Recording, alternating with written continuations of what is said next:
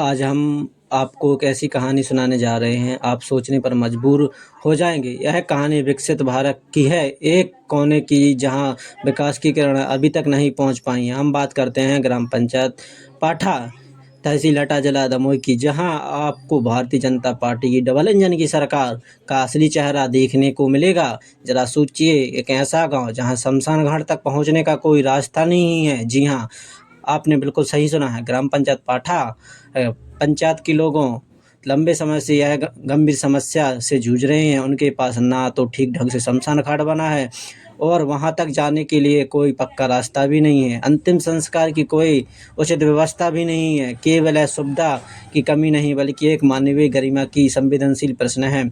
सबसे बड़ी बात यह है कि शमशान घाट तक जाने वाले रास्ते पर लोगों ने अतिक्रमण कर लिया है। जरा सोचिए, कल्पना कीजिए, दुख की घड़ी में जब कोई परिवार अपने परिजन को अंतिम विदाई देने के लिए निकलता है तो उन्हें खेतों और फसलों से निकलकर होना जाना पड़ता है। जहाँ लोग शोक संतप्त की शांति और सम्मान मिलना चाहिए, वहाँ रास्ते की बाधाओं और अतिक्रमण के लिए जूझना पड़ता है। यह कितना दर्दनाक है। के गांव के लोगों का कहना है कि यह स्थिति उनके जीवन की सबसे कठिन परीक्षाओं में से एक है।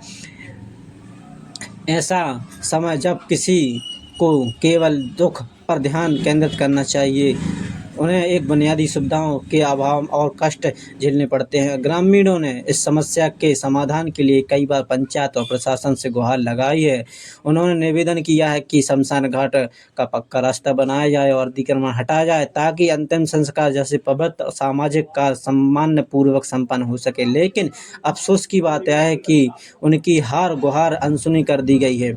अब तक ना तो पंचायत और ना ही प्रशासन ने इस दिशा में कोई ठोस कदम उठाया है। यहाँ मन में एक सवाल उठता है, आखिर ग्राम पंचायत पाठा के लोग कब तक इस गंभीर समस्या से जूझते रहेंगे? क्या प्रशासन ग्रामीणों की सब बुनियादी जरूरतों की ओर कभी ध्यान देगा? क्या डबल इंजन सरकार का यह विकास केवल कागजों तक ही सीमित है या जमीनी हकीकत भी कभी बदलेगी? यह मामला केवल पाठा का नहीं बल्कि देश के उन अनगिनत गांवों की कहानी है जहां मूलभूत सुविधाओं की कमी आज भी एक बड़ी चुनौती बन चुकी है। जब हम विकसित भारत की बात करते हैं तो क्या इन छोटी छोटी लेकिन गांव समस्याओं पर बात नहीं कर सकते हैं?